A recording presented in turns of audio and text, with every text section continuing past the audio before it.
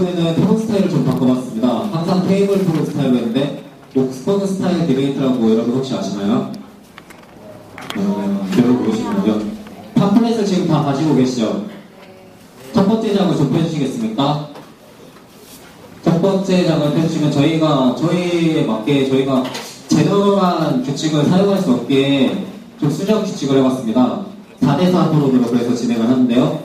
먼저 진행 방식을 설명해 드리자면 원래 테이블 토론 방식이 이쪽과 이쪽이 이제 치고받는 스타일이라면 여기 혹시 1번 동자 일어나 주시겠습니까? 네, 앞으로 나와주시죠. 첫 번째 동자가 이렇게 앞에 나와서 연단에 서서 발언을 합니다. 그리고 발언이 끝나면 이렇게 들어갑니다. 들어가세요. 그리고 부정팀 첫 번째 동자 일어나주세요. 나오세요. 이렇게 왔다 갔다 첫 번째, 두 번째, 세 번째, 네 번째가 이렇게 토론하는 스타일이 옥스퍼드 스타일 디베이트입니다. 간단한 설명은 이렇고요. 그리고 구체적으로 조금만 더 설명해 드리자면 이제 발언 시간 제한이 있습니다. 3분에서 4분의 시간이 있고요. 마무리 동작은 이 맥시멈 4분에서 1분을 더 줄 예정입니다. 마무리 동작은 지금까지 나왔던 이제 노점들을 다 정리하고 그리고 마무리 멘트를 쏘는 그런 발언자이기 때문에 이런 인문을 받기 때문에 1분을 더 주는 게 합당하기에 1분을 더 주게 되어 있습니다. 그리고 한 번씩은 여기 다 읽어보시면 좋겠는데요.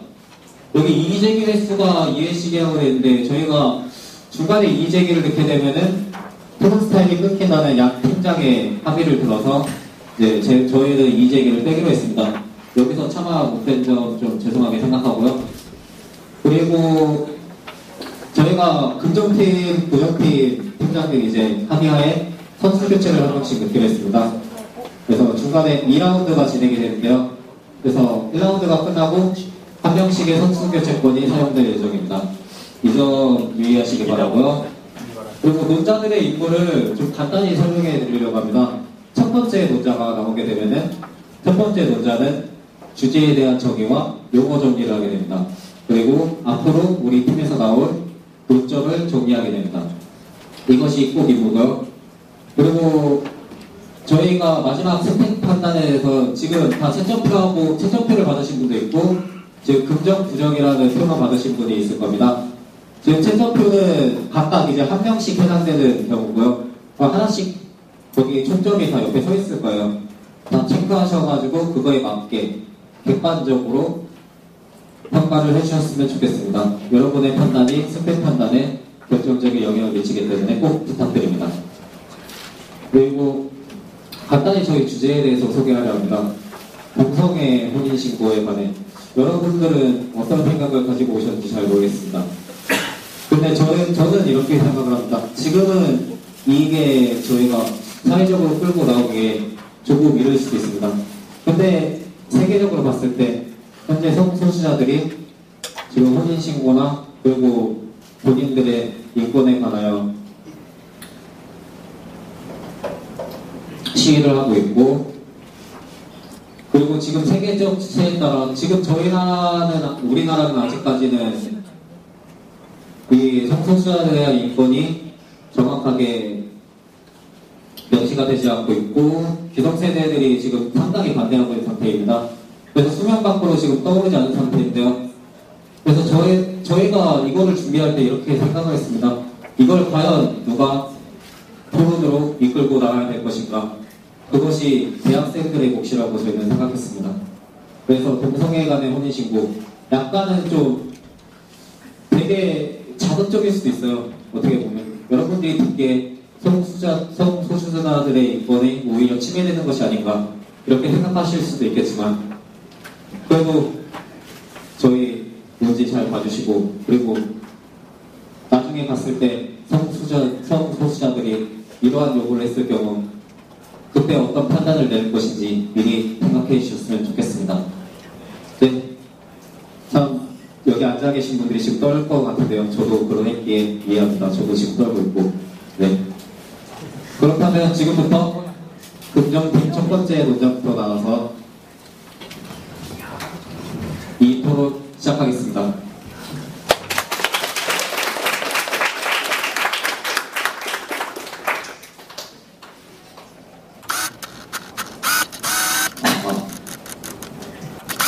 안녕하십니까. 법사학회 08학번 김진태입니다.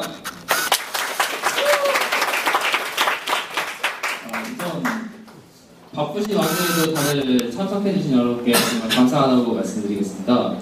네, 저희가 하게 된 이번 주제는 황현욱 회장이 설명해 주실 동성간 혼인법 개정 및 동성결혼 합법화라는 주제입니다. 여러분들은 이런 주제에 대해서 어떻게 생각하실지 모르시겠지만 대부분의 분들은 이성애자시고 그러시니까 좀 더 동떨어져 있다 이렇게 생각하시는 분이 많을 것 같습니다. 근데 그렇지 않습니다, 여러분. 제가 여자친구랑 그 한강공원에 갔을 때 어떤 여자분들이 두 분이 팔짱을 끼고 걸어가는 것 같습니다. 그래서 저는 처음에 그렇게 생각했죠. 저게 무슨 일이냐. 그러나 곰곰이 한 번 더 생각해보니 그런 일도 있을 수 있다. 그리고 이성애자가 아닌 동성애자들도 존재한다는 걸 알게 되었습니다. 그렇습니다. 동성애란 우선 동성애 상대에게 느끼는 사회적, 문화적, 성적 이끌림이라는 의미입니다. 동성애는 역사적으로 보더라도 신라 해공왕 그리고 고대 그리스의 경우, 로마 시대의 경우 굉장히 성행하는 하나의 일종이었습니다. 로마 시대에도 황제 트라이아누스 그리고 하트리아누스가 동성애자였던 기록이 아직 남아있습니다. 또 이러한 흐름들이 바뀌게 된 것은 가장 큰 것은 종교적인 이유였습니다. 고대의 본연적인 신성의 발현으로 봤었는데 중세에 들어서 기독교 가치관의 발현 그리고 유교의 확산, 이슬람권 문화권의 경우에는 이슬람 문화의 확산으로 인해서 이러한 동성애가 금지되어야 하는 것으로 낙인 찍히게 된 것입니다. 여러분, 종교의 가르침이란 이유로 금지받고 억압받던 동성애가 왜 바뀌게 되고 점점 사회로 나오게 되었다고 생각하십니까? 단 하나입니다. 민주사회 그리고 다원주의적 가치관이 이제는 우리 사회에 점점 널리 보편화되고 있기 때문입니다. 저희가 주장하는 동성간 혼인법 제정 및 동성결혼 합법화는 이러한 동성애자들의 권익을 보호하는 데 있어 가장 중요한 역할을 하는 소송입니다. 혼인이 무엇입니까? 여기 계신 분들이 대부분 법과대학 학생분들이시기 때문에 혼인에 대해서는 저보다 더 명확하게 아실 거라고 생각합니다. 부부관계를 맺는 행위 또는 부부관계에 있는 상대방을 말하는 혼인입니다. 법적 가족관계를 규율하고 있고요. 재산상 대리권을 가진다는 것 여러분들도 모두 아실 것입니다. 그렇기에 사망에 따른 상속권, 결별에 따른 재산분할 청구권, 가족의 이름을 쓰여 국민연금보험이 안 된다는 것, 가족의 이름으로 기업수당이 나오지 않는다는 것, 파트너 경조사 휴가 신청 분리 인정된다는 것, 위급시 진료권이 안 된다는 것, 얼마나 뼈아픈 일인지 여러분들은 이미 알고 계실 겁니다. 그렇습니다. 헌법 10조에서는 이렇게 말하고 있습니다. 모든 국민이 인간으로서의 존엄과 가치를 지니며 행복을 추구할 권리를 가진다. 국가는 개인이 가지는 불가침의 인권을 가진다. 제11조 1항 모든 국민은 법 앞에 평등하다. 누구든지 성별, 종교 또는 사회적 신분에 의하여 정치적, 정치적, 문화적 생활의 모든 영역에 있어서 차별을 받지 않는다. 여러분들이 10조와 11조의 의미는 저보다 잘 아시고 그것의 구체적인 실현이 어떤 방향으로 나아가야 될지 여러분들이 더 잘 알 것으로 생각합니다. 동성애자가 소수이긴 하지만 그들의 권익도 지켜줘야 하는 것이 민주사회 그리고 다원주의 사회의 가장 중요한 초석이 될 것이라고 생각합니다. 감사합니다.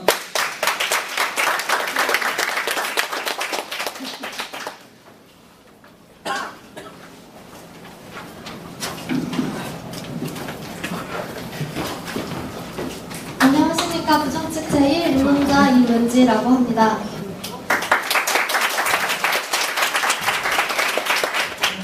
앞서 김진태 입문자님께서 동성애 혼인에 대한 초석을 마련해 주셨기 때문에 저희는 바로 기조로 시작하겠습니다. 저희가 갖고자 하는 큰 기조는 두 개 있습니다. 첫 번째, 저희는 동성애를 인정합니다. 동성애는 사회적 소수자로서 사회적 비판에 대해 보호받아야 되는 대상임을 인지합니다.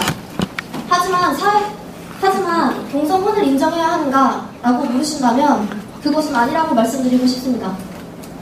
전통적으로 혼인은 남자 한 명과 여자 한 명의 결합이었습니다. 표준국어 대사전에서도 혼인을 정의할 때는 남자와 여자가 부부가 됨이라고 정의합니다. 역사가 기술된 이래 남자 한 명과 여자 한 명이 결합하는 방식은 바뀐 적이 없습니다. 또한 동성애 자체도 역사적으로 오랫동안 지속된 행위입니다. 하지만 이 지속된 행위가 왜 아직도 인정받지 못할까요? 앞서 말씀하신 그리스 시대, 고대 그리스 때부터 동성애는 존재해왔다라고 말씀하시는데 그것은 남자와 남자 간의 관계만 인정해줬습니다. 왜냐하면 남자는 우월한 존재였고 우월한 존재끼리의 결합은 신성시되는 존재였습니다. 하지만 오늘날에 있는 게이들과는 그것은 다르다고 생각합니다.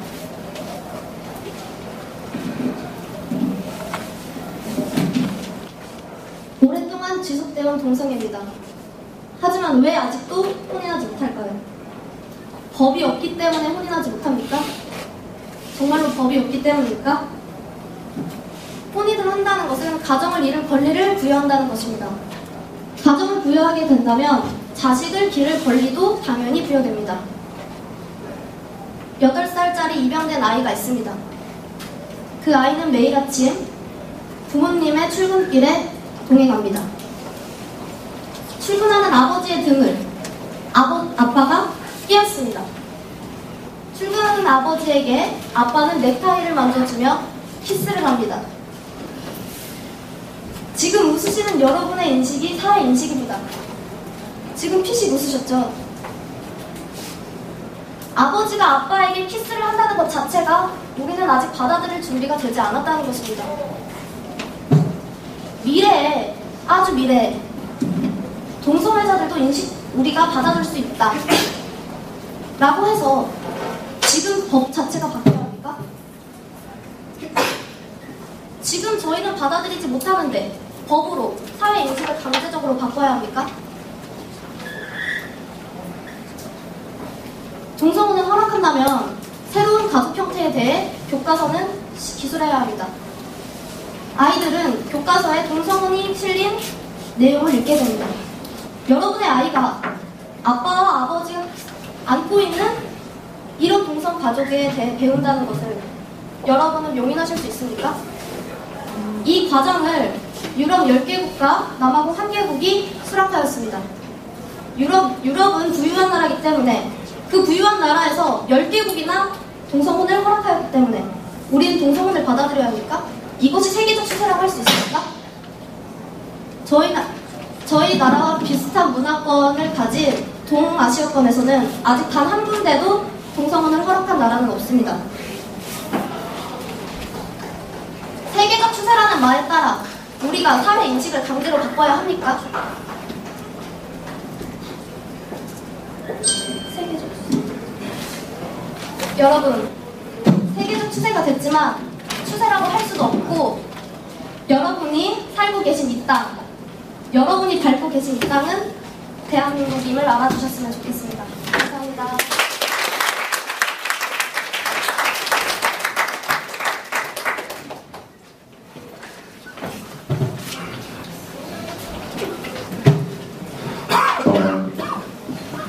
안녕하십니까. 저는 1학번 이경호라고 합니다. 두 번째 문제고요. 저는 마이크 안 쓰고 시작하겠습니다. 제가 명제 하나를 말씀드리고 시작할게요. 변화를 두려워하는 사회는 그 자리에서 그럼 우리가 역사에 모르고 있어요. 지금 사회적 인식이 안 바뀌어서 못한다고요? 평생 못해요. 언제? 한 1000년 뒤에 가보세요. 그때도 동성애만 뭐라 할 거예요. 그렇잖아요. 그리고 가장 먼저 동성애에 대해서 말씀을 하셨거든요. 근데 분명히 동성 인정하신다고 해놓고 우리가 동성애에 대해서 껄끄럽게 생각하는 사회 가치관을 꼬집고 들어가셨습니다.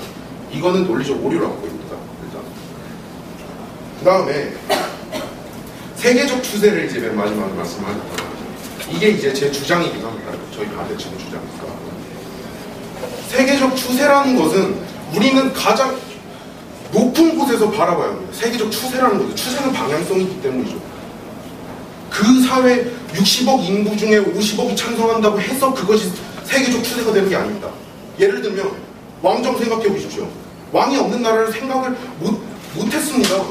하지만 지금 우리는 왕이 없는 나라에서 뻔히 잘 살고 있어요. 왜? 그 당시 민주주의가 퍼지는 게 세계적 추세였기 때문이죠. 우리가 현대사회를 얘기할 때 현대사회가 왜 가장 중요하느냐? 우리가 살고 있기 때문에 가장 중요하기도 하지만 현대사회라는 것은 그 전에 있었던 이분적 가치, 흑백 논리적 가치를 혁파하는 데서 현대사회가 시작됐기 때문에 현대사회를 중요하다고 생각하는 겁니다. 현대사회를 왜 다원주의라고 하는지 거기서 그것도 이유가 되겠고요. 말이 보이네요. 그렇게 되면 생각해 보십시오. 흑인도 그랬고 유색인종의 차별도 심각했지만 지금 사라지고 있습니다. 여성은 뭐 대표적으로 차별받아온 존재죠. 하지만 지금 여성은 많은 여권 신장을 이뤄내고 있습니다. 심지어 우리는 이제 대통령 후보 여성도 한 분 나오고 계시죠. 말은 많습니다만. 어쨌든 간에 이런 게 무엇을 뜻하느냐?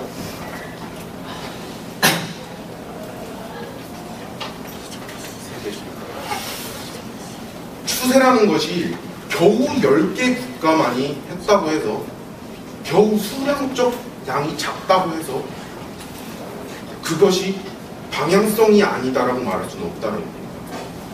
또한 다른 것들은 극복하면서 성소수자들에 대한 편견과 제도, 그거에 바탕이 된 제도를 극복하지 않는다는 것은 다원주의인 현대사회를 부정하는 처사라고 저는 생각됩니다.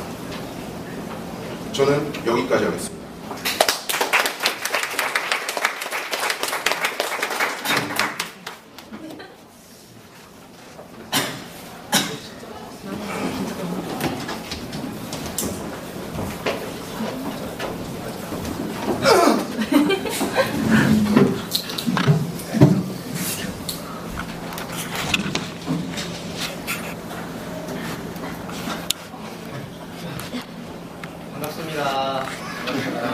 반갑습니다.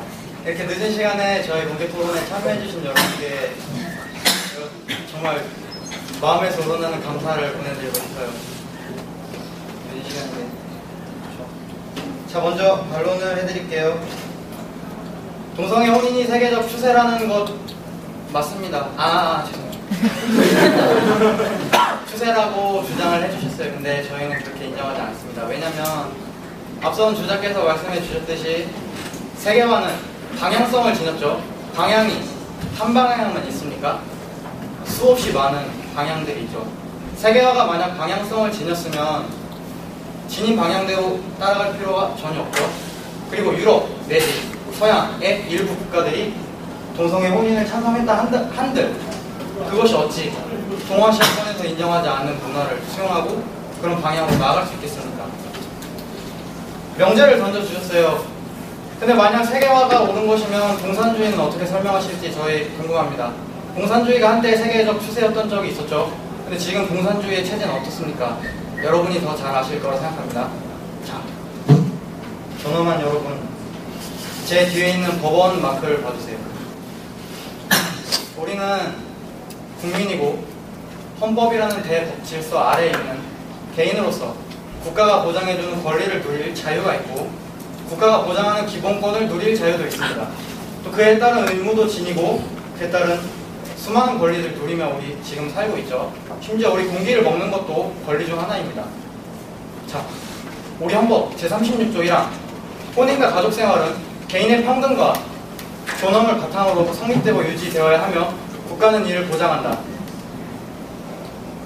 사실 이 평등 앞에 들어가는 말이 제일 중요합니다. 제가 말하지 않은 이 부분은 양성평등이라는 말이 있어요. 양성평등은 찬성층은 주장할 수 있습니다. 어떻게 주장할 수 있냐면 배우자 성별의 선택을 평등을 보장한다 라고 주장할 수 있습니다. 예, 그렇게 해석할 수 있어요. 헌법은 해석하기 나름이니까. 하지만 우리는 그것이 입법으로 제정될 당시 제정자의 의도를 알아야 합니다. 입법 당시 제정자들은 일부 다처제가 시행되던 당시 개인이든 그것이 남자이든 여자이든 간에 배우자로서 한 명의 성별을 가진 사람만 선택할 수 있도록 배우자의 수의 평등을 보장해주기 위해 만든 법입니다. 양성평등의 의미는 개인이 가지는 존엄을 바탕으로 배우자의 성별을 선택할 평등을 보장하는 게 아니라 배우자의 수의 평등을 보장해주는 조항입니다. 자, 우리 위에 있는 법질서 체계에서 우리는 우리가 원하는 법이라고 따르고 우리가 원하지 않는 법이라고 따르지 않을 수 없습니다. 우리 위에 헌법이 있고 우리 밑에 민법이 있고 수많은 법률이 있으면 우린 취사 선택해서 법률을 따를 수 없습니다. 그게 우리의 법률이고 우리는 무조건적으로 따라야 합니다. 동성 간 혼인은 헌법 36조 1항에서 보장하는 정상적인 혼인의 형태가 아님을 강조해서 말씀드립니다.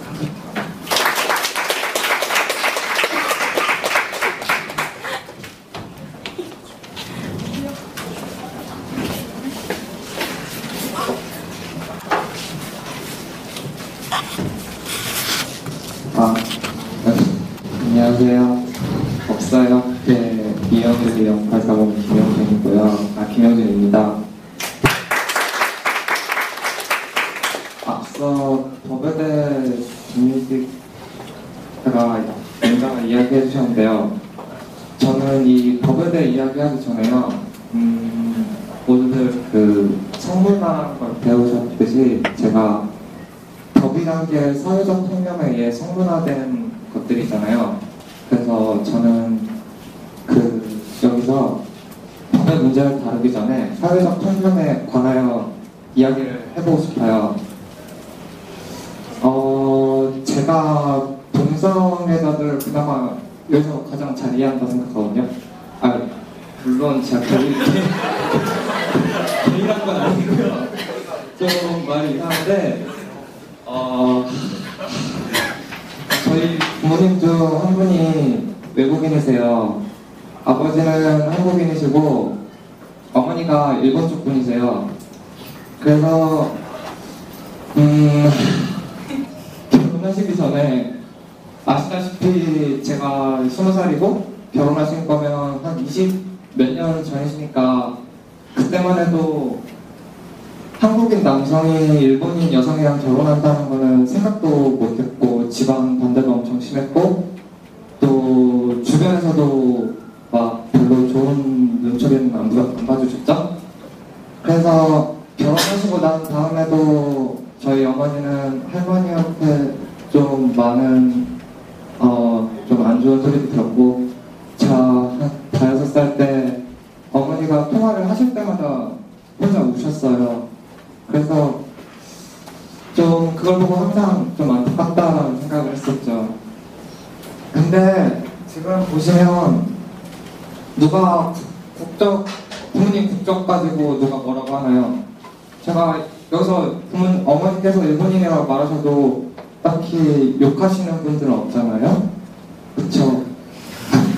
근데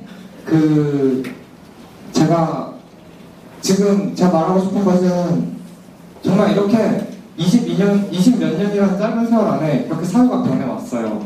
물론 동성애랑 다문화 가정이란 게 좀 다르잖아요. 남자랑 남자가 좋아하는 거랑 남자랑 여자가 좋아하는 점에서 다를 수는 있는데 생각해보세요. 근본적으로는 다르잖아요. 근본적으로는 같잖아요. 그러니까 사회적으로 인정을 못 받고 왜 그런 결혼을 왜 하지? 라고 생각하시는 분들이 많았어요. 지금도 동성애라고 하면 동성애 혼인을 하면 다들 이해를 못 하시잖아요. 근데 이렇게 진짜 짧은 시간 만에 이렇게 많이 변했어요. 그러니까 생각해보세요. 동성애가 이렇게 이와 같은 경우가 다르지 않다고 생각하거든요. 그리고 이미 우리들이 여기서 동성애에 관해서 논의하고 토의한다는 점에서 이미 사회적 통념이 변화를 하기 시작했다고 저는 말하고 싶어요. 네, 제 주장 여기까지입니다. 감사합니다.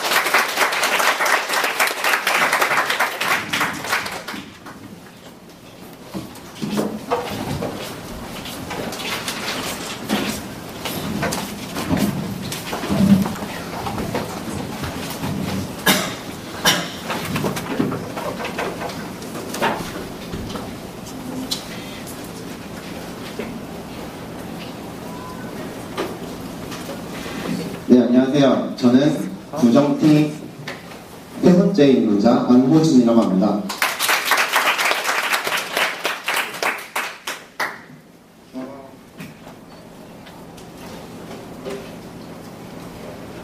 우선 앞서서 김영준 씨께서 다문화 가정 외국인과 결혼하는 게 예전에는 되게 부정적인 인식이 많았는데 현재는 바뀌었다 라고 하셨는데, 그러면 동성혼을 찬성하신다는 게 제가 보기에는 동성혼이라는 법을 제정하면 사회적 인식이 바뀔 것이다 이런 주장 같아요.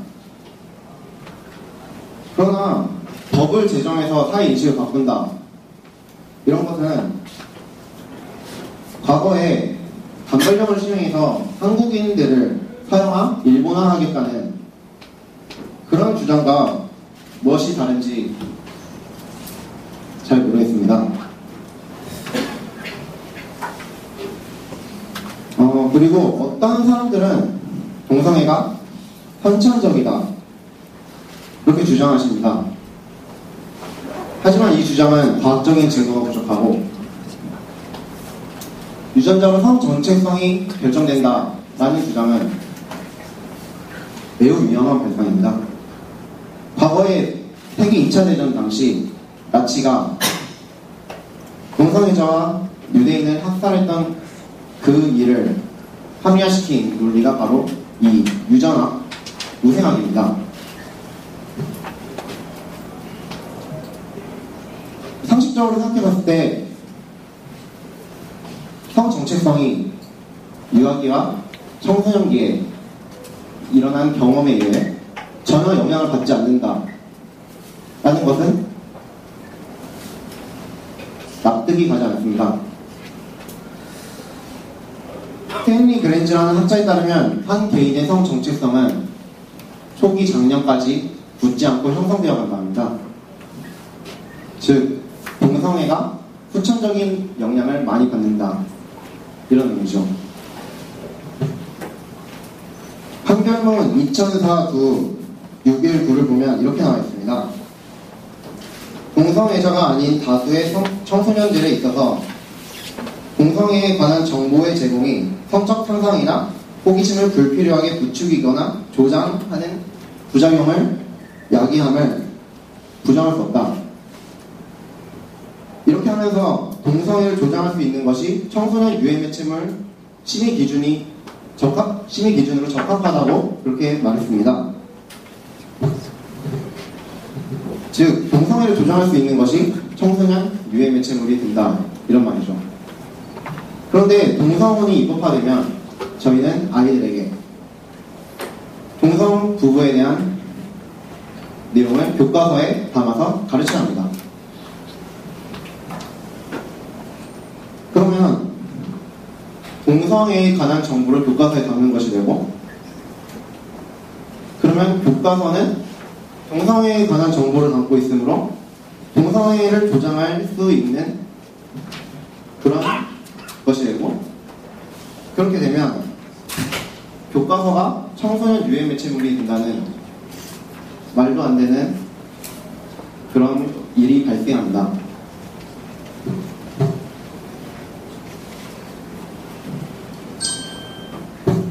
다시 뵙겠습니다.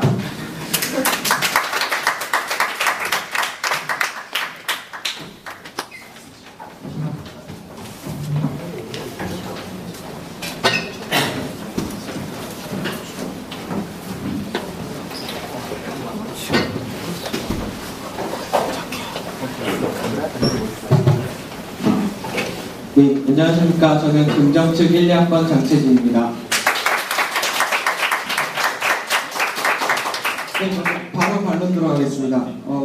우생학 얘기를 하시면서 성 정체성이 유아기, 청소년기에는 영향이 없다. 저희는 그렇게 말하지 않습니다. 유아기, 청소년기에 물론 영향 받습니다. 근데 어떻게 영향을 받느냐가 저희는 중요하다고 생각합니다. 심리학자 엘리자베스 모버리라는 사람의 그런 연구 결과에 따르면 자녀가 동성애적 성향을 후천적으로 갖게 될 수 있다고 그 사람이 때문이라가 아니라 그 아이가 동성애적 성향을 갖는 이유는 어느 한 부모의 사랑을 좀 좀 덜 받기 때문에 그 성에 대한 사랑의 갈구로서 후천적으로 동성애자가 된다는 것입니다. 즉 이것이 동성혼을 반대할 근거가 된다고 저희는 보지 않습니다. 어디까지나 그 아이가 후천적인 영향으로 잘 크는 건 동성 부부냐 이성 부부냐 이게 아니라 그 부부의 자질의 문제라고 생각합니다. 그 양육자의 자질의 문제라고 생각하기 때문에 저희는 이건 동성혼을 반대하는 이유로 볼 수 없다고 생각하고요. 또 성에 대해서 동성애 성이 그 동성애하는 장면이 유해 매체로 판정됐다. 자, 교과서를 봅시다.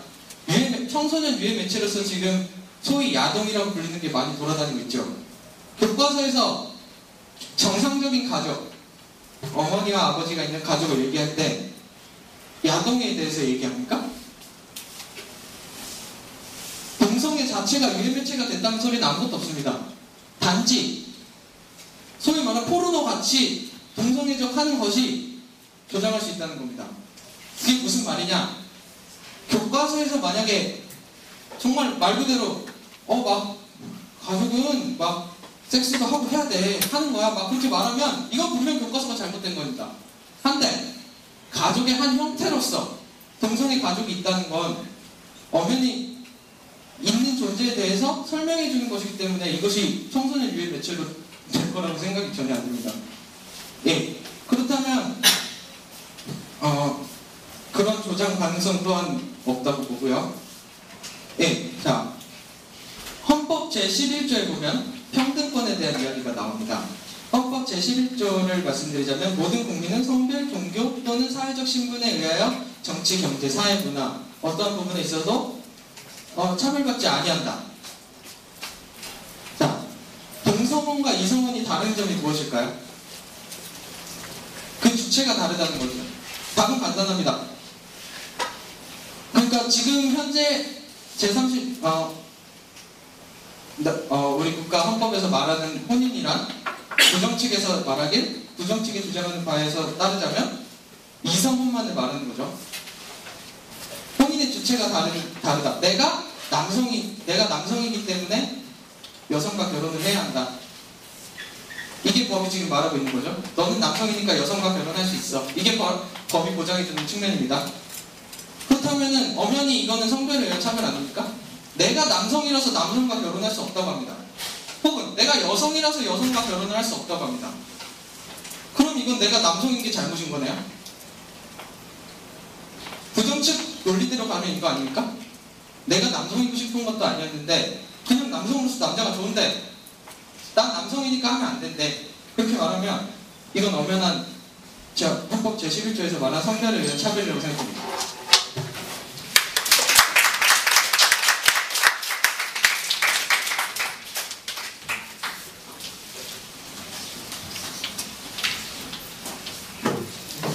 안녕하세요. 부정측 네 번째 입론자 서영조입니다. 우선은 제가 묻고 싶은 게 제 마이크를 쓰는 게 좋을까요? 아니면 그냥 육성으로 하는 게 편하십니까? 육성이요. 육성이요. 네, 그러면 다음 분들도 참고를 해주세요. 제 육성이 필요한 것입니다. 자, 그러면 육성으로 말씀드리겠습니다. 자, 우선 앞에 전자께서 말씀하신 부분을 조금 반박을 하고 들어가겠습니다. 자, 평등권. 자, 우리는 모두 알고 계실 거라 저는 믿고 있습니다. 자, 평등권. 이게 절대적 평등입니까? 자, 합리적인 이유 있는 차별은 가능합니다. 같은 것은 같게, 다른 것은 다르게입니다. 자, 우리는 이것을 모두 알고 있습니다. 자, 그러면 왜 우리는 동성애는 인정하면서 동성혼은 반대를 하느냐? 자, 합리적인 이유를 말씀드리겠습니다. 자, 어떤 이유가 있을까요? 동성애는 인정하면서 동성혼을 반대한다? 어떤 것이 이성혼, 남자와 여자가 결합하는 것, 무엇이 가장 다른가? 자, 혼인에서 자, 우리는 사랑의 결과로 자식이라는 결과는 없습니다. 결과물. 자, 혼인은 이 부부간의 권리와 의무도 보장을 하지만 자식과 또한 부모님과의 권리와 의무를 보장을 합니다. 자, 우리는 동성애에서 생명의 잉태만 생각할 수 있겠습니까? 생명의 잉태 생각하지 못합니다. 자, 이것이 근본적으로 우리가 혼인을 남자와 여자로 보장을 해왔던 역사적인 이유이자 배경이었습니다. 자, 여러분들 부모님과의 끈끈한 교류가 있고 유대가 있을 것입니다. 자, 어렸을 적 유치원 때를 한번 생각을 해보십시오. 자, 유치원 때 우리 어머니가 소풍을 갑니다. 자, 소풍하면 아버지가 먼저 떠오르십니까? 어머니가 먼저 떠오르십니까? 자, 어머니의 따스함이 있을 것입니다. 자, 또한 남자분들 아버지가 목욕탕을 가면서 아버지가 끈끈한 유대가 있고 또한 아버지에게서만 느낄 수 있는 사랑이 있을 것입니다. 어머니에게서 느낄 수 있는 사랑과 또한 어머니의 역할이 있을 것이고 아버지의 사랑과 아버지의 역할이 있을 것입니다. 그런데 잠시만요. 네, 동성애 부부, 동성혼인을 인정한다면 자, 우리는 그들 중 아버지의 사랑만을 느끼거나 어머니의 사랑만을 느낄 수 있을 것입니다. 자, 동성애의 정의를 다시 한번 되짚어 보겠습니다. 동성애는 남자가 남자로서, 여자가 여자로서 자신의 정체성을 가지고 그들을 사랑하는 것입니다. 내가 여성성을 가지기 때문에 남성을 좋아하는 것이 아니라 또한 여자가 여자로서 남성성을 가지기 때문에 여자를 좋아하는 것이 아닙니다. 그렇다면 과연 이 아이가, 자라나는 아이가 과연 그 성 정체성을 길러나감에 있어서 정말 제대로 된 성 정체성을 가지고 자라날 수 있겠느냐. 우린 또한 아까도 말씀드렸듯이 어머니의 사랑이 필요하고 아버지의 사랑이 필요합니다. 과연 이것을 동성혼에도 인정을 할 수 있겠느냐. 저는 그렇지 않다고 생각을 합니다. 자, 여러분들의 생각은 어떠십니까?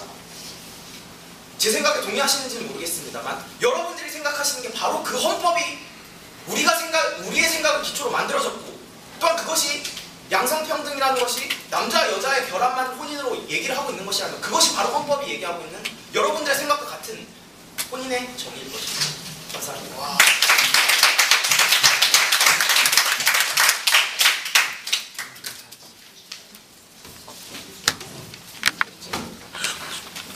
정치적, 경제적, 사회적, 문화적 생활 모든 영역에 있어 차별을 받지 아니하다. 우선 통문으로 이렇게 나와 있습니다. 그리고 그거에 대한 차별 행위라고 또 나와 있어요.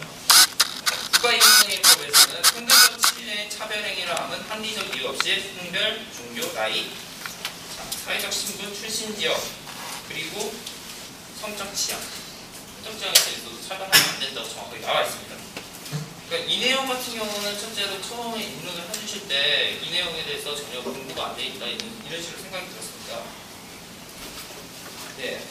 그리고 계속 어머니, 아버지 역할이 있다. 단순하게 말하시는 것입니다. 그 편부 과정에서는 어머니, 아버지 역할을 배울 수 없기 때문에 그렇게 잘한 사람들은 역할을 전혀 할 수 없을까요? 정말? 그렇지 않습니다. 부모라는 거는 어떻게 보면 사회적 신분이기도 하지만 그들이 하는 역할 중에 가장 큰 것은 오히려 양육자의 역할이라고 생각합니다. 그거에 대해서 전혀 생각을 안 해주시는 것 같다는 생각이 들었습니다. 세계 인권선언문을 잠깐 말씀드리겠습니다. 세계 인권선언문, 인류가족 모두의 존엄성과 양도할 수 없는 권리를 인정하는 것이 세계의 자유, 정의, 평화의 기초다. 인권을 무시하고 경멸하는 만행이 과연 어떤 결과를 초래했는가 기억해보라. 인류의 양심을 분노케 했던 야만적인 일이 일어나지 않았는가. 그러므로 오늘날 보통 사람들이 가져가는 지고지순의 영어는 제발 모든 인간이 언론의 자유, 신념의 자유, 공포와 결핍으로부터의 자유를 누릴 수 있는 세상이 왔으면 좋겠다는 것이라. 가장 중요한 내용은 이렇게 말씀드리겠습니다. 사실 이 자료는 잘 모르실 텐데 한번 말씀드리겠습니다. 성적 지향과 성별 정체성에 대한 유엔 인권이사의 결의안이 통과되었습니다. 지난 2011년 6월 17일에 열린 제17차 유엔 인권이사에서 성적 지향과 성별 정체성을 기반으로 한 인권 침해 문제에 심각한 우려를 담은 결의안을 통과시킨 바 있습니다. 그 중에서 우리는 찬성표를 던진 나라입니다. 23개 국가 중에 하나고요. 찬성의 나라들은 이렇습니다. 아르헨티나, 벨기에, 브라질, 칠레, 쿠바, 에콰도르, 프랑스, 과테말라, 헝가리, 그리고 여러 가지 선진국들, 그리고 대한민국입니다. 성적 지향과 성별 정체성에 관한 유엔 인권의 이사회 결의안에서 보듯 우리나라는 이미 성적 지향과 성별 정체성에 관한 유엔 인권 이사에 따르며 그에 관한 기준들을 만드는 와중에 있다는 것입니다. 이 법은 사실 하나의 초석입니다. 초석에 불과한 것도 맞습니다. 그리고 우리는 이러한 결의안들을 반드시 지키는 것이 필요한 것입니다. 저희는 찬성적 정치 국가고요. 그렇습니다. 여러 가지 문제가 혼합되어 있는 것이 맞습니다. 그렇지만 우리나라에서 가장 중요한 것은 또 혼인을 할 때 있어 개인의 의사라고 생각합니다. 개인의 의사가 존중되고 유엔 인권 이사회에서 결의를 했듯이 그리고 우리는 찬성표를 던졌듯이 이러한 의도에 부합되게 우리 법 체계를 만드는 것이 얼마나 중요한 일인지 한 번 더 생각해 주셨으면 좋겠습니다. 감사합니다.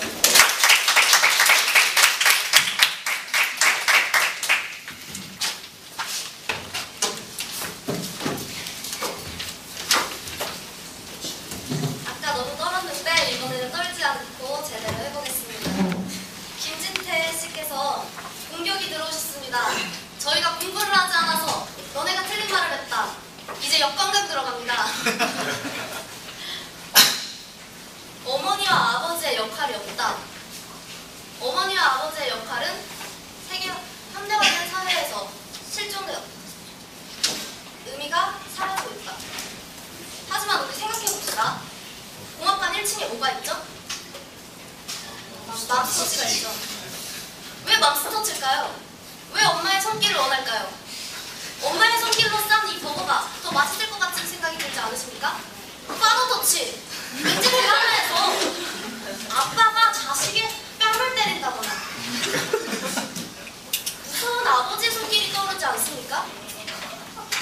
아니 왜 안 없어졌습니까? 여러분은 맘스터치에 가서 햄버거를 먹고 있는데 파더터치라는 패스트푸드점 본식 있습니까? 아빠의 손길이라는 것으로 맛있는 음식, 따스한 가정이 떠올리십니까? 분명히 존재합니다. 남녀의 역할이 가정에서는 분명히 존재합니다. 또한 세계인권선언문에서 인권 무시. 하지만 저희 집 아이는 놀이터가 한 개인 동네에 살아서 6분을 기다리고 탑니다. 저쪽 집 아이보다 3분을 더 기다리는 권리를 침해받고 있기 때문에 우리는 나라의 권리를 주장할 수 없습니까? 우리 아이도 3분 기다리고 타게 해주세요. 우리도 그럴 권리를 갖고 있습니다. 라고 주장할 수 있습니까? 한 개인이 국가에게 무엇을 주장하고자 할 때는 사회적 기반과 법적 논리가 탄탄히 받쳐져 있어야 한다고 생각합니다. 이상입니다.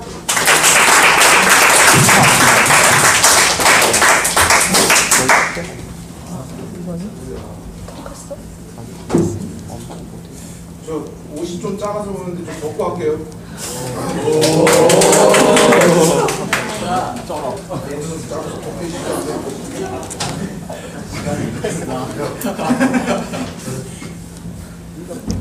뭐 마이크 쓰고 싶었는데 뭐 육성 좋으시다니까 말하니까요. 자, 일단은 뭐 어디도 조사하셨는데 70%가 일단 찬성 안 하신다. 미국도 찬성 안 해요. 뭐 메인주라는 곳이 있습니다. 그곳은 이제 동성애 혼인을 허용하는 법령을 만든 주예요. 심각했습니다, 반발.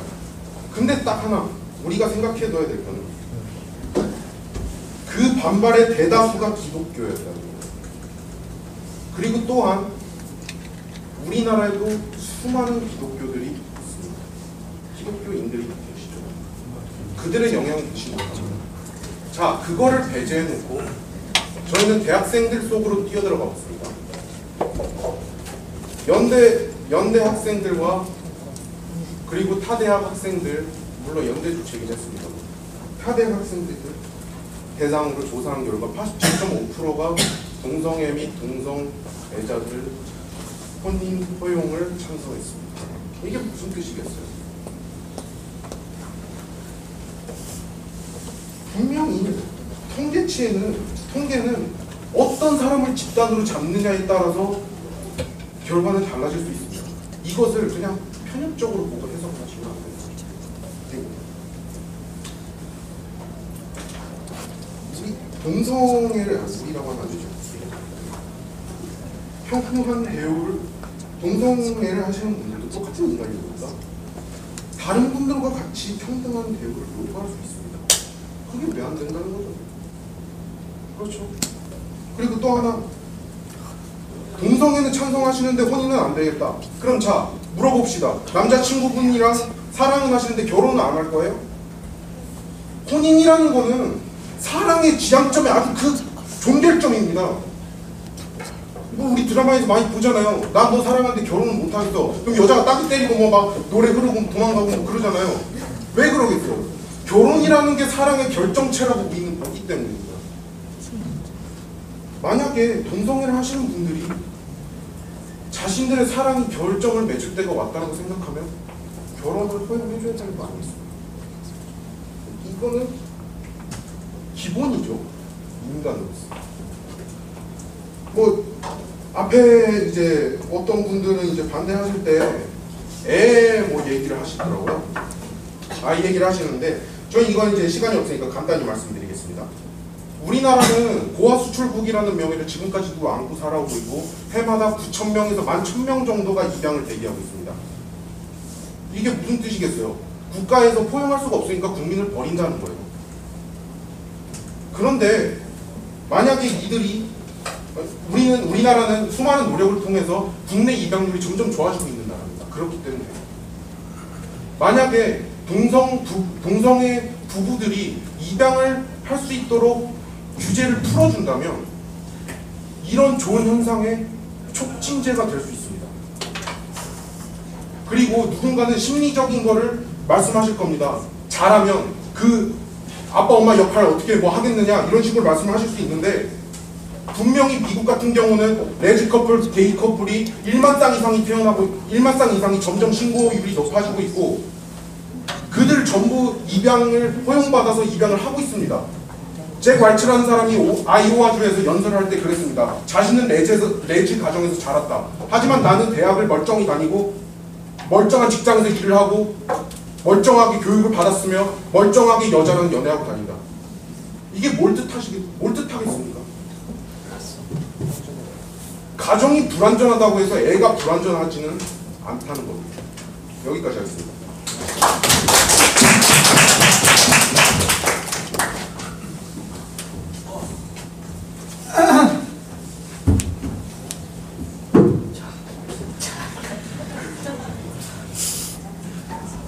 반갑습니다. 자, 입양 얘기는 앞서 우리 팀장님께서 자세하게 해주셨기 때문에 따로 언급은 하지 않겠습니다. 자, 사랑의 결정체가 혼인이다. 저희는 그렇게 생각하지 않습니다. 물론 그렇게 볼 수도 있겠죠. 사랑의 결정체가 혼인이면 왜 근친혼은 안 되고 왜 중혼은 허락해주지 않습니까? 앞서 우리 부정측이 대전제로 세운 동성애는 인정하지만 동성혼은 인정하지 않기 때문에라는 대전제, 법적 근거 부족을 저희 강력하게 말씀드리고 싶습니다.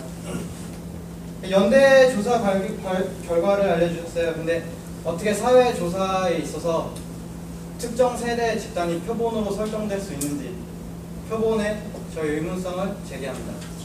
자, 우리가 다루고 있는 주제는 혼인이고 엄연히 합법화를 논하고 있기 때문에 법률이 바라보는 혼인의 정의를 알 필요가 있습니다. 법률이 정의하는 혼인은 부부관계를 성립시키는 가족법상의 법률 행위입니다. 그런데 혼인도 엄연히 법률 관계 하나이기 때문에 요건이 있습니다. 실질적 요건과 형식적 요건이 있는데 우리가 주목하고 싶은 건 실질적 요건 중에서도 혼인의사합치입니다. 자, 혼인의사합치. 그 시대 사회 통념에 비추어 보았을 때 정상적으로 보일 수 있는 정신적이고 육체적인 결합. 자, 여러분, 부정측은 묻습니다. 학문성교 내지 동성 간 성적 접촉, 성적 행위, 그것이 이 사회 통념에 비추어 정상적인 성행위가 될 수 있겠습니까? 알렉산드르 마르탱은 이렇게 말합니다. 하나의 주류가 아니라 이 사회 대중이 그 제도를 결정한다. 그렇습니다. 법은 관습이고 관습은 관념입니다. 제 생각, 여러분의 생각, 그리고 우리가 생각하는 그 혼인, 그것이 우리의 관념이고 이 나라의 법입니다. 우리 부정측은 긍정측에 단 하나를 말합니다. It is impossible.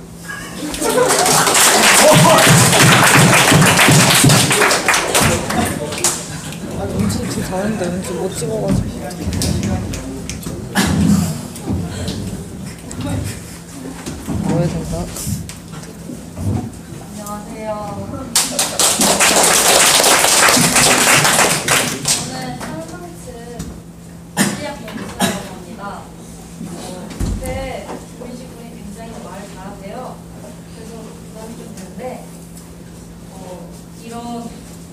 먼저 반론을 하자면 실질적 요건, 혼인이사 합치, 정상적, 정신적, 육체적 결합이라고 법적인 것과 그런 관습 쪽에 굉장히 많이 집착을 하시는데 관습이라는 건 정말 관습이죠.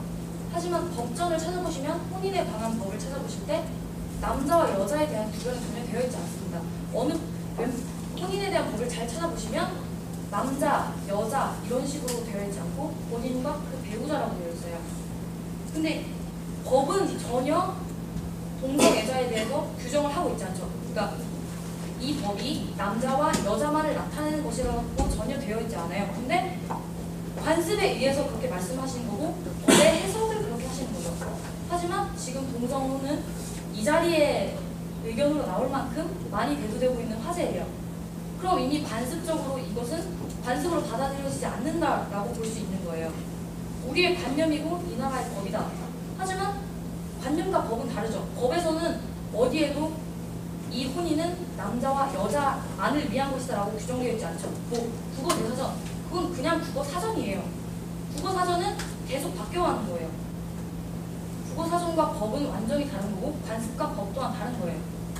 근데 관습이 이렇기 때문에 법이 이래야 한다. 이건 저는 이해할 수 없다고 생각하고 혼인, 이사, 합치, 육체적 결합에 대해서 말씀하시는데 육체적 결합을 하지 않는 게 과연 혼인에 그러니까 육체적 결합을 하지 않는다고 혼인을 할 수 없는 건 아니잖아요.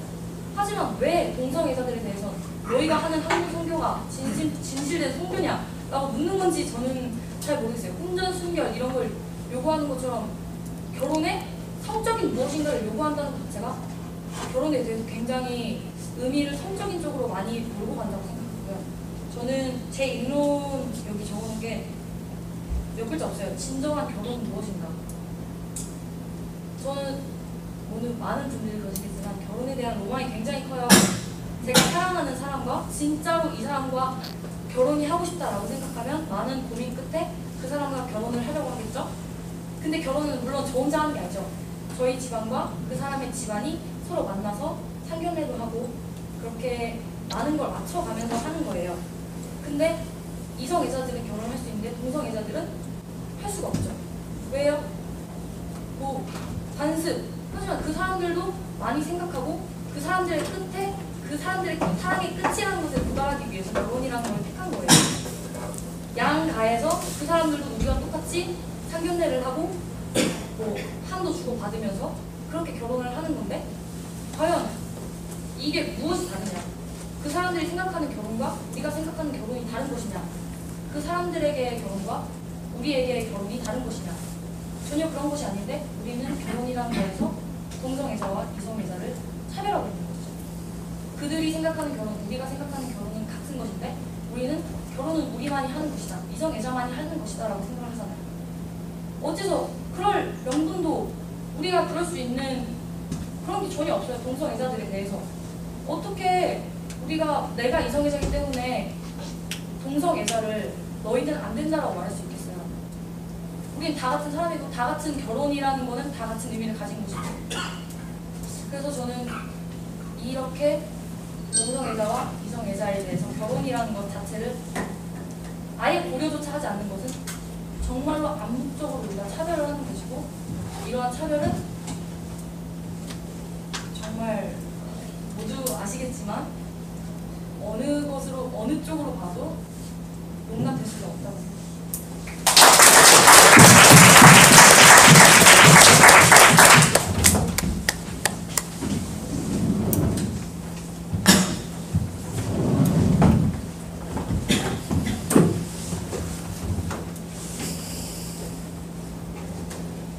네, 안녕하세요. 많이 떨리는데요. 우선 노트라 씨께서 법에 본인과 배우자로 나와있다. 민법을 보고 말하시는 것 같은데 민법에 본인과 배우자라고 표기한 거는 법이 간결해야 하기 때문에입니다. 만약에 민법에 남자, 여자라는 성별을 집어넣으면 어떻게 되냐? 남성에게는 이제 배우자를 이제 남성에게는 여성이, 여성에게 남성이 이 두 가지를 다 표기하게 됩니다. 그래서 이것은 법의 간결함을 위해서 본인과 배우자라고 썼을 뿐입니다. 또한 혼인의 조건에 왜 성적인 게 들어가냐 하셨는데 혼인에 있어서 성적인 게 굉장히 중요한 겁니다. 이혼 조건에 보면 성생활을 하지 않는 것 또한 이혼 조건에 포함됩니다. 그럴 정도로 혼인의 성생활은 기본이 된다 이런 것입니다. 개인의 사랑, 네, 동성애자도 사랑할 수 있죠. 개인의 사랑 정말 중요합니다. 그런데 동성애자들이 현재 둘이 사랑이 힘든 게 과연 혼인을 하지 못해서인가요? 단지 혼인을 하지 못해서 그들이 힘든 걸까요? 여러분들 모두 로미오와 줄리엣이라는 것을 아실 겁니다. 그 둘은 정말 사랑했고 남녀에게 혼인할 권리가 있었습니다. 그럼에도 불구하고 그들은 왜 혼인을 하지 못하고 불행하게 죽어야 했을까요? 그것은 바로 가족의 반대 이것 때문입니다. 근데 가족들이 이 둘을 반대하는 것, 이 둘의 혼인을 반대하는 것이 타당하지 못한 걸까요?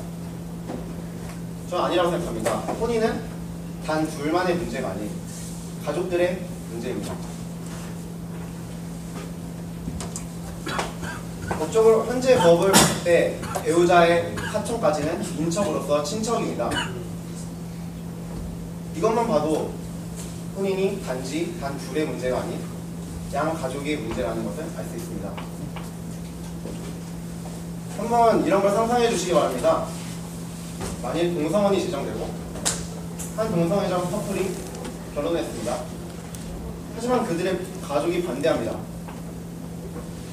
이 둘이 결혼했다고 단지 결혼해서 행복할 수 있을까요? 반대로 동성혼이 제정되지 않아서 동성애자 커플이 혼인을 할 수 없다 생각해 보십시오.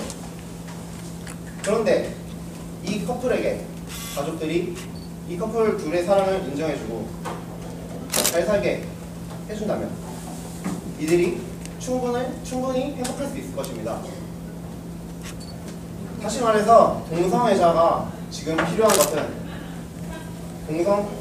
혼인이 아닌 단지 주변 사람들의 인정일 뿐입니다. 감사합니다.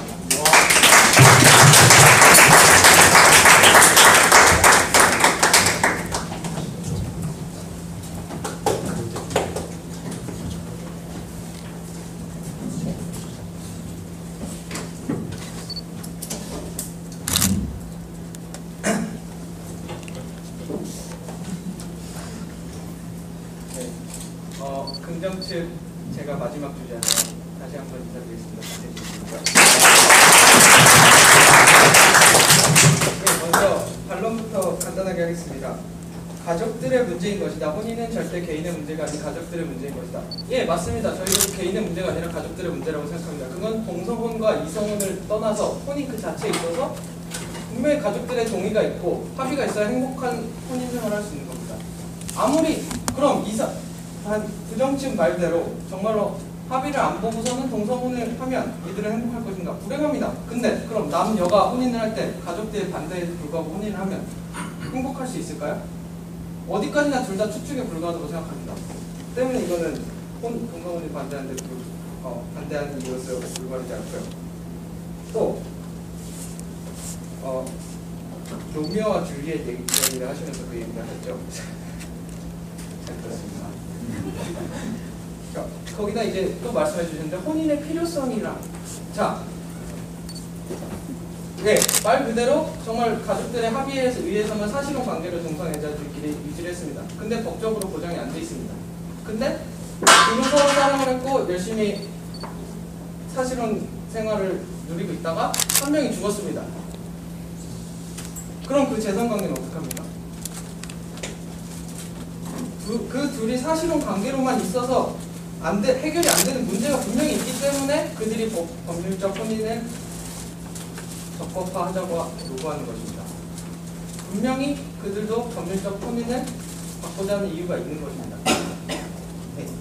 자, 저는 이 얘기가 왜 안 나오나, 왜 부정치에서 이야기가 안 나오나 했었는데 딱 들어봤는데요. 혼인과 동거의 차이가 바로 여기서 나오는 것입니다.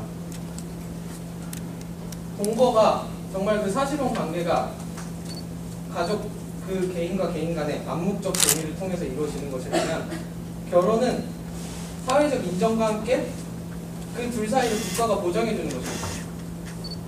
그 둘이 사실혼 관계를 유지하는 것을 국가가 보장해 주지 않는다면 어디까지나 불안정한 상태 아닙니까? 예. 그렇기 때문에서라도 법률로는 들어가야 되는 것이 마땅한 것입니다. 자, 동성애자들은 아까 말씀드린 대로 보장을 받지 못하고 있어요. 그들의 혼인에 있어서. 그렇다면 그들이 나누는 사랑은 어디까지나 미래를 보장받지 못한 일시적인 사랑일 수밖에 없는 거죠. 자, 소위 말해서 게이바다, 어디다. 그들이, 거기에 나오는 동성애자들이 왜 그 하룻밤을 즐길 파트너만 구하게 될까요? 어차피 남은 반평생을 지낼 반려자를 찾기에는 법률적 보장 자체가 없는 겁니다. 어차피 평생 가지도 못할 거, 국가가 보장도 안 해주는 길을 택하느니 난 오늘 하루를 즐기겠다. 그 마음 딱 하는 겁니다. 그런 악순환이 반복되는 걸 막기 위해서라도 국가는 나서야 되는 거 아닙니까? 그러한 사실혼 관계가 유지된다는 걸 인정하면서, 동성애라는 게 분명히 존재한다는 걸 인정하면서, 그들이 심사숙고한 끝에 결정한 그 혼인을 보장해주지 않는다는 건, 이것이 오히려 더 정말 차별 아닐까요? 아까 놀이터 얘기해 주셨습니다. 놀이터에서 3분 기다리는데 우리 아이 6분 기다리는데 해달라. 이 문제가 아닙니다. 이렇게 불평등하다는 차이가 아니라, 쟤는 놀이터가 있어서 노는데 우리 아이는 놀이터가 없어서 못 논다. 이거 어떡할 거냐? 이 차이인 겁니다. 놀이터가 없어서 남들이 하는 걸 못하는 상황이라면 분명히 요구할 수 있는 거 아닙니까? 자, 주목! 여기 다 쳐다보시죠. 사회적 변화의 초시는 이런 겁니다. 아무도 들여다보지 않는 걸 주목이라는 한 시발점, 그게 아니라 시발점, 이런 동기부여, 모두가 쳐다볼 수 있는 이런 하나가 있어야지 사회 변화가 시작되는 겁니다. 그리고 우리는 이번 토론의 주제를 통해서 동성혼이라는 것을 모두가 인식했습니다. 그렇다면 이미 사회 변화는 시작되고 있는 것인데, 동성애자가 없는 것도 아닌데 그들이 혼인을 하고자 하는 걸 국가는 당연히 보장해줘야 되는 거 아닙니까? 네, 여기까지.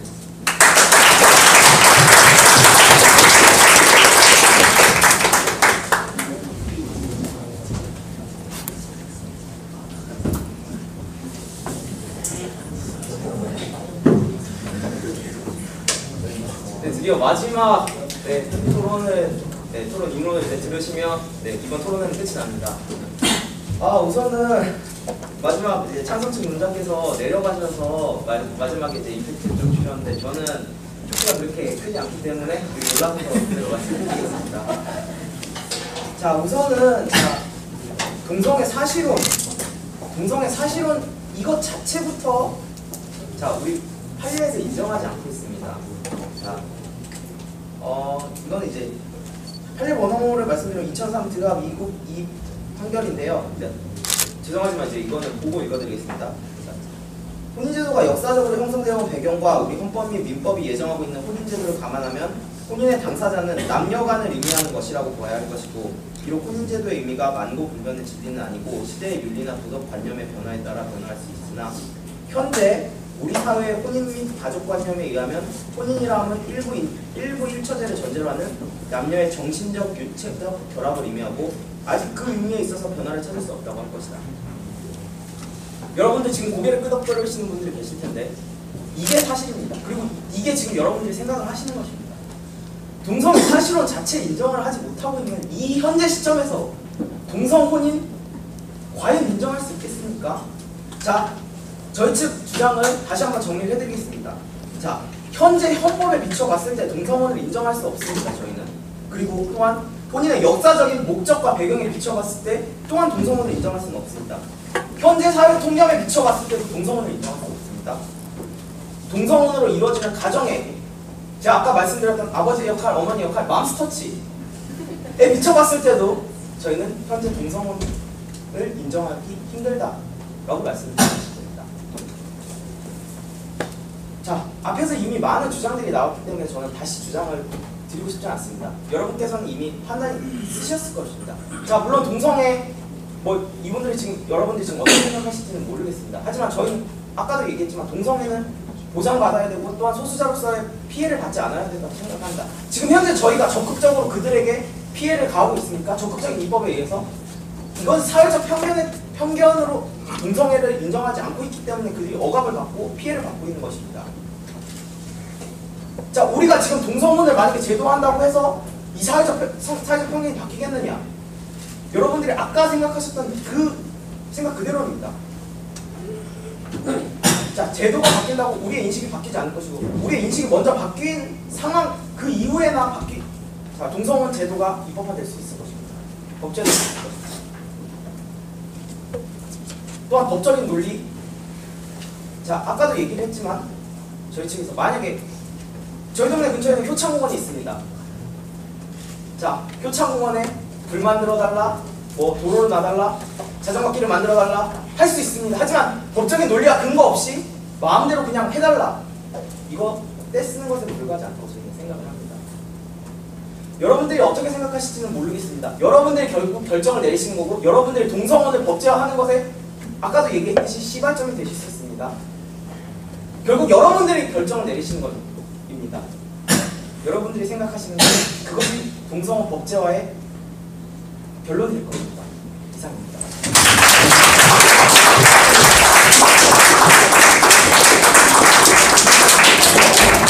수고해준 토론자분들께 박수 한번 부탁드립니다. 지금부터 긍정팀과 부정팀에 대하여 마지막 결론을 내리겠습니다. 네, 지금부터 투표로 들어가시기 바랍니다. 투표 받아오시죠, 용지. 없으신 분 계시나요, 혹시? 네.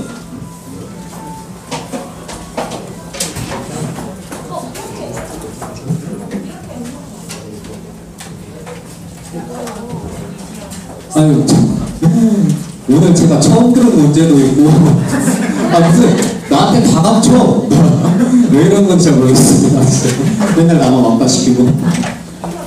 네, 저희가 이렇게 많이 준비를 했는데, 저희가 토론을 처음 시작할 때 많은 말들이 있었습니다. 자, 공부를 해서 되냐, 자, 대본이 없어도 될까, 이런 고민에서부터 토론을 시작했습니다. 근데 저희는 된다고 했고 1회부터 4회까지 테이블 방식으로 토론을 진행하였습니다. 이번 제5회 토론은 저희한테는 어떻게 보면 도전입니다. 옥스퍼드 스타일 디베이트. 저희도 처음이고 여기 계신 많은 분들께서도 처음이라고 느끼실 겁니다. 지금까지 길게 관람해주신 여러분들께 감사드리고요. 그리고 마지막으로 교수님께 한 말씀 청하겠습니다.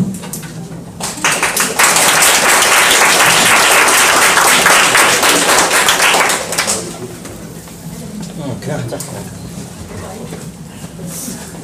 네, 법사학회 지도교수 황승입니다. 굉장히 생소할 거예요, 그죠? 작년에 했던 방식과 많이 좀 달라졌는데, 보는 게 어떻게 보면 더 재밌기도 하고, 어떻게 보면 더 지루하기도 하는데, 한 가지 이제 이 디베이트 옥스퍼드 스타일의 장점은 뭐냐면, 특정 개인에게 몰리지 않는다는 점이에요. 사실 이게 해보면 결국 그냥 뒷부분에 가면 한 두 사람이 하는데 이쪽에 한 사람이 이렇게 하는 거예요. 이제 이렇게 하면 골고루 분산되어져서 그 약한 고리도 보이고, 그죠? 또 잘하는 고리도 보이고 이렇게 보면서 개인의 역량을 골고루 볼 수 있다는 점에서는 대학가에서 요즘 이제 토론 대회를 할 때는 주로 이제 이렇게 많이 합니다. 그러나 TV에서 나오는 토론 프로그램들 같은 경우는 이런 방식으로 하진 않아요. 이건 이제 컨테스트를 하는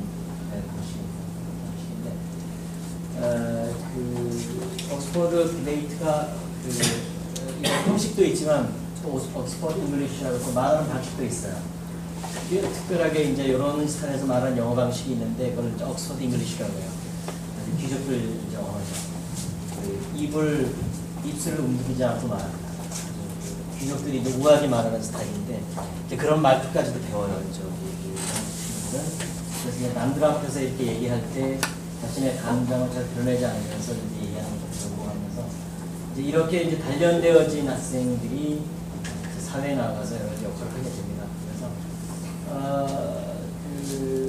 그래서 개인적인 생각으로는 좀 이런 방식들이 좀 우리 법대에 좀 많이 퍼져나갔으면 좋겠고, 또 우리 법사학회는 이걸 좀 준비를 해서 아마 내년에 국회의장배 배틀 대회나 아니면 다른 언론사나 이런 대학생 토론대를 많이 개최하는데 이런 경험 바탕으로 출전해서 좋은 성과를 한번 보겠습니다.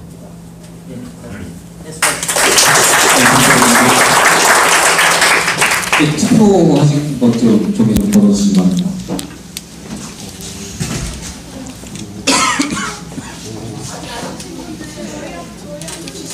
무서워서 못 되겠는데요.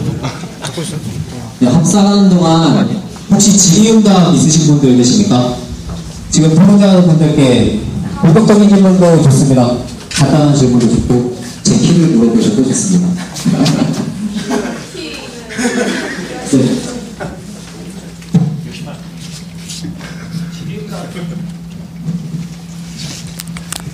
질의응답은 건데 저는 법대는 아니까 법대는 교양대 공사학번 최윤이라고 하고요. 저는 개인적으로 이제 이 안건에 찬성하는 입장을 가지고 있습니다. 왜 그런 의견을 가지고 있냐면 일단 법이나 나도 좋습니다. 꼭 사회 통념이라는 걸 따라야 된다고 생각하지는 않습니다. 그러니까 특히 인간의 권리와 기본권에 관한 문제 같은 경우는 사회 통념보다 법이 우선해서 나가는 경우가 많은 것 같고 그래야 된다고 생각도 합니다. 그렇기 때문에 사회 통념상의 문제 때문에 법이 이제 변화하지 못한다는 것은 좀 약간 잘못된 논리라고 생각하고요. 저는 이 문제에 대해서 가장 첫 번째로 시작해야 될 논리는 동성애가 과연 사회적으로 뭔가 금지할 만한 뭔가 논리가 있냐. 그러니까 예를 들어서 금치론이 나왔는데 금치론 같은 경우는 실제로 학설이 많습니다. 금치론을 했을 때 사회적으로나 종족적인 것이라든지 부정적인 영향이 많기 때문에 그것은 이제 어떤 그런 논리가 있기 때문에 이제 금지 4촌 이내에서 금지하는 국가가 많은 것이고 동성애는 다릅니다. 동성애는 예를 들면 우생학적 논리 이외에 다른 이제 논리가 나오지 않았고 우생학은 이제 잘못된 것이라고 그런 나오는 상태예요. 그렇다면 그게 그러니까 사회 안전망이나 그런 게 이상이 없는 상태라면 그걸 꼭 제한해야 되는가라는 문제에 부딪히겠습니다. 만약에 똑같이 전 이성애주의자고 여자친구 중에 있습니다만 저는 이제 그렇게 저는 좋아하고 그 사람을 결혼할 수 있는데 왜 동성애자들 그런 권리가 없는 것인지 볼 수 있게 됩니다. 동성애가 잘못된 것이 아니라는 말입니다. 그것은 헌법 10조에 규정된 행복추구권에 대해서 행복추구권이 침해될 수 있는 그런 거라고 저는 기본적으로 생각을 하고요. 그리고 이제 쭉 토론 중에 보니까 양육에 대한 문제라든지 출산 이후에 이제 그 문제에 대해서 많이 논하시는데 제가 알기로 헌법에 가족에게 출산의 의무라든지 양육의 의무는 존재하지 않습니다. 그러니까 그건 선택의 입장이라는 거죠. 그러니까 그 동성애자들 해서 그 이후에 하는 거에 대해서는 국가가 강제할 수 있는 게 없는 겁니다, 사실.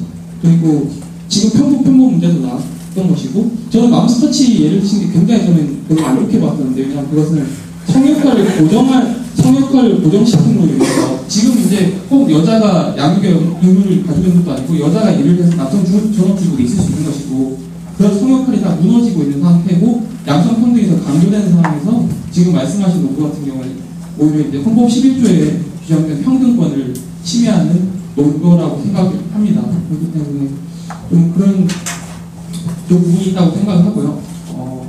일단은 지금 저 같은 찬성을 하는 이유는 동성애가 만약에 사회적으로 정말 문제가 없는 것이라면 저는 행복추구권이라든지 그런 것을 위해서라도 동성애를 허용돼야 된다는 입장이고 이제 저는 마지막 말씀드리지만 법이라는 것은 특히 인간의 권리나 기본권에 대한 문제는 사회 통념이 아닌 인간의 보편적인 그러니까 전 사회 우리가 다 보편적인 권리에서 접근을 해야 된다고 생각합니다.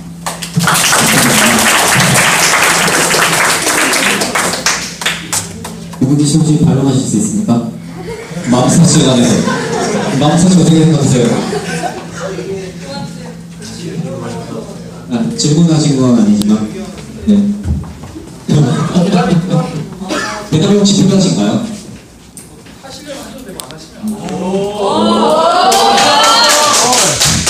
그러면 반대 측, 부정 측 네. 대답하시겠습니까? 아니 반론은 해드릴 수는 있지만 근데 예, 토론회가 저희는 이제 얼른 집에 가고 싶거든요. 네, 다음 혹시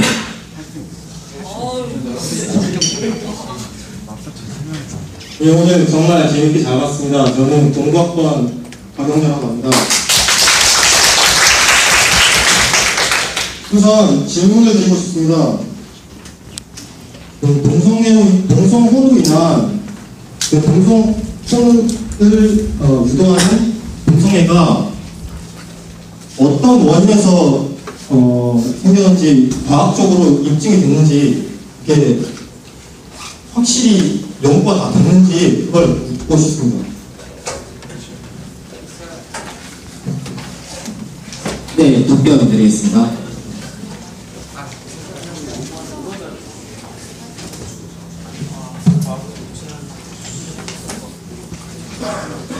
네, 지금 잘못 듣고 있는 것 같은데요. 머릿속에 있는 걸 말해주시면 안 됩니까? 우선은 자율신뢰도라는 측면이 굉장히 중요하잖아요. 그래서 좀 그거에 대해서 얘기를 하려고 했어요. 네. INH7라고 하는 그 호르몬이 있어요. INH. INH3가 그 태아식이죠. 태아식일 때 INH3 같은 경우가 게이와 일반 이성애자가 좀 달라요. 그리고 후천적인 이유에 대해서 말씀드리자면 그 아버지에게 사랑을 좀 더 덜 받았을 경우 아버지에 대한 사랑을 좀 더 원해서 후천적인 영향이 있다. 그리고 이걸 전체적으로 해서 통합적인 결과가 있어요. 근데 물론 이런 여러 가지 과학적 근거들이 하나도 정확하다 이렇게 말할 수는 없어요. 사랑에 대해서도 그렇잖아요. 사랑이 왜 일어나는가 그것에 대해서 정확하게 말하는 건 없잖아요. 심리학에서는 여러 가지 학설들이 대립할 뿐입니다. 어떤 걸로는 동성애라는 문제가 어떤 호르몬 작용이나 이런 여러 가지 변화들이 있지만 가장 중요한 건 동성애자들이 존재하고 그들의 권익을 지켜줘야 할 필요성이 있는가 없는가라는 문제가 가장 중요하다고 생각합니다. 감사합니다.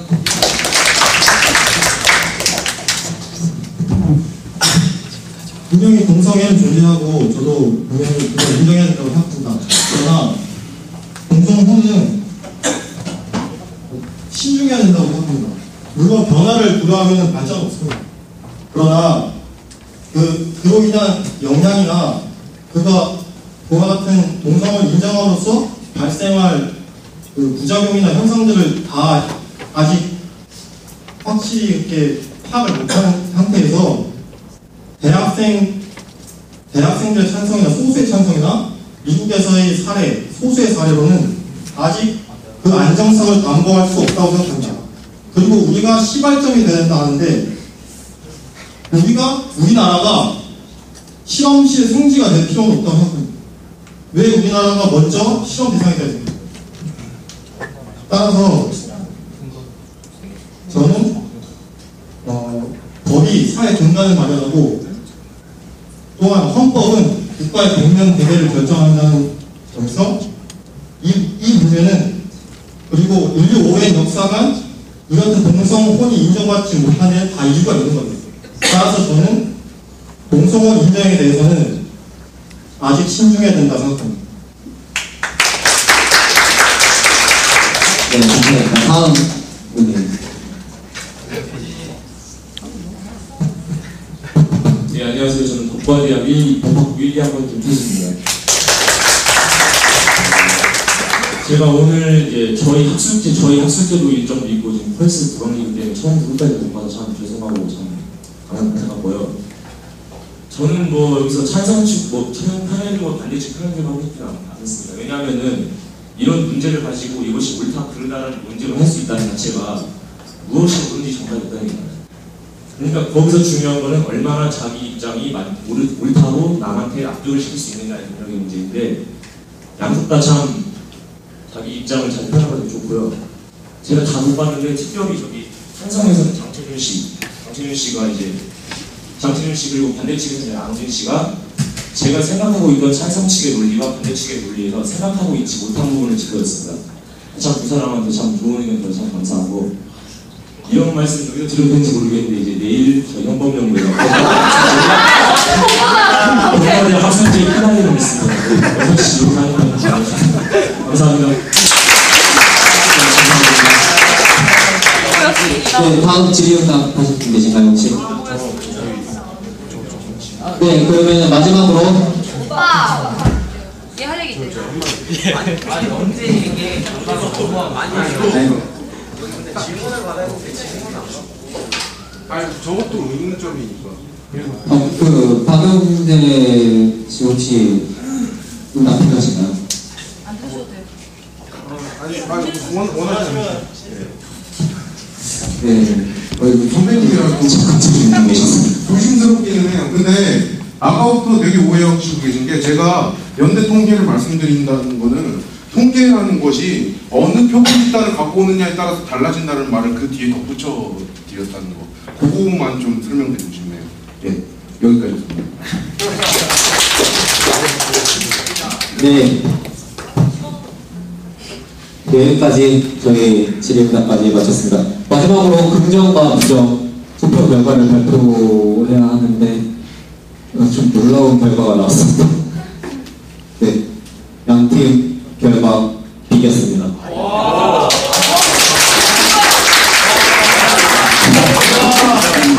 저도 2009년도부터 토론회를 진행하면서 정말 이런 결과는 처음이네요. 진짜 놀랍습니다. 진짜 동성혼 정말 여러분의 생각이 반영되어 있는 것 같습니다. 아직까지 우리나라는 진보적이기도 보수적이지도 않은 중립적인 나라인 것 같습니다. 네, 지금까지 토론에 방청해주신 여러분께 감사드립니다.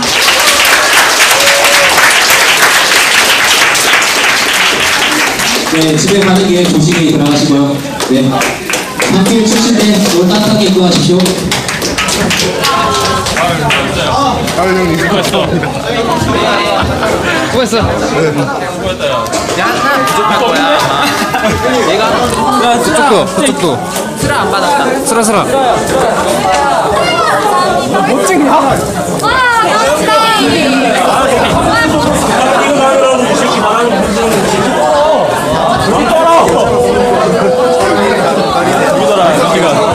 잘했어. 아 진짜. 아유. 동점은 말이 안 되는데. 하면서. 야 동점은. 수고했어. 아이고 잘할 거면서 진짜. 아유.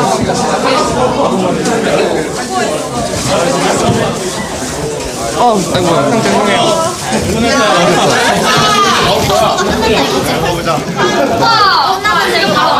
소감 한 말씀. 아니 사진 많이 찍고 가자 사진. 감사합니다.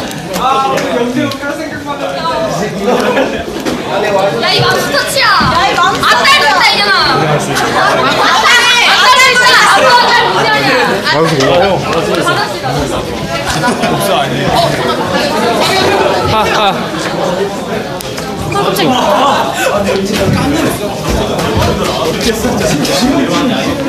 형님 수고하셨어요. 형님 제일 수고했어요. 야 장착하고 있어? 왜요 형? 왜 절 찍는 거지? 수고하셨어.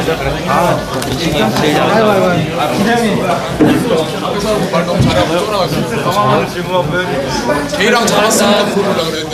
네, 수고하셨어요. 이거 해줘. 야, 펄스 아깝다! 자, 이제 얘들아, 빨리빨리 움직여야 돼. 빨리빨리 움직여야지. 빨리빨리 움직여.